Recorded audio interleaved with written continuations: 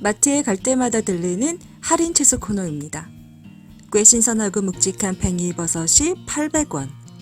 게다가 유통기한이 임박한 돼지간장 불고기도 50% 할인된 가격에 구매했습니다.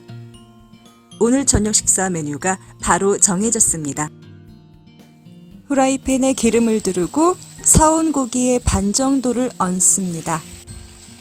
1kg이었으니 500g?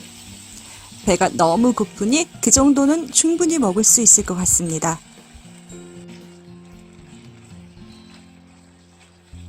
고기가 어느 정도 익으면 먹기 좋은 크기로 잘라줍니다.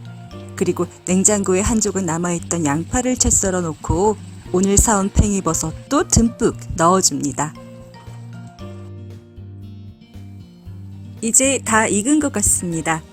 잘 먹겠습니다.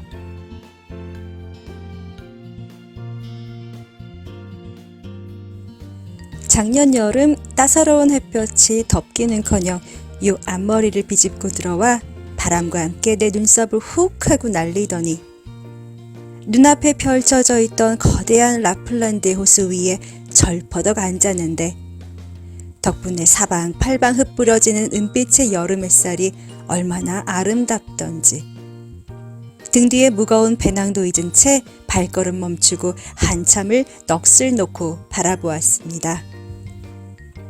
그런데 이 개구진 여름 햇볕이 갑자기 그 은빛 햇살들을 나의 시선에서 확 하고 잡아채 저 높은 하늘 위 태양을 향해 싹 올라가는데 그 태양은 또 어찌나 눈이 부시던지요.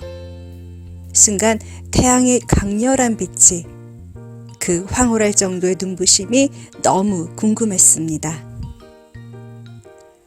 사실 그동안 태양이 궁금했던 적이 왜 없었겠어요. 그러나 안 된다는 것을 알기에 선글라스를 끼지 않고는 태양을 쳐다보지 않았었죠.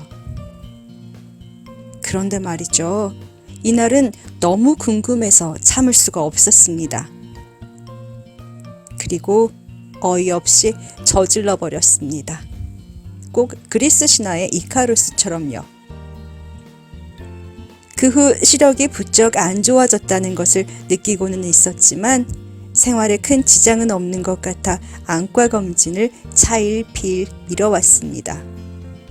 그런데 오늘 아침 막 돋아나기 시작한 벚꽃나무의 꽃봉오리들이 너무 예뻐 가까이 다가가 보는데 뚜렷하게 보이지가 않더라고요. 이제는 안경을 써야 할 때인 것 같습니다.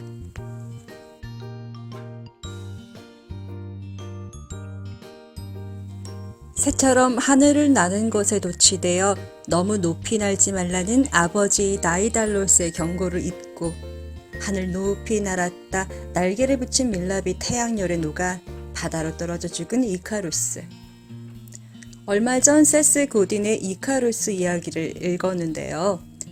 저자는 그동안 제가 알고 있었던 이카루스의 교훈을 완전히 다른 시각에서 바라보고 있어 신선하면서도 큰 깨달음을 얻는 계기가 되었습니다.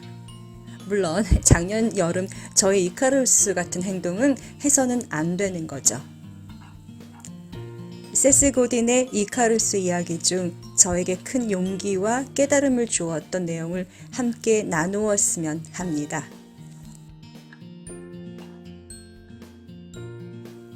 이 이야기의 교훈은 이런 것이다. 왕의 뜻을 거역하지 말라. 아버지 말씀을 어기지 말라. 자신의 능력을 과대평가하지 말라. 그리고 가장 중요한 것으로 자신에게 신의 능력이 있다고 자만하지 말라.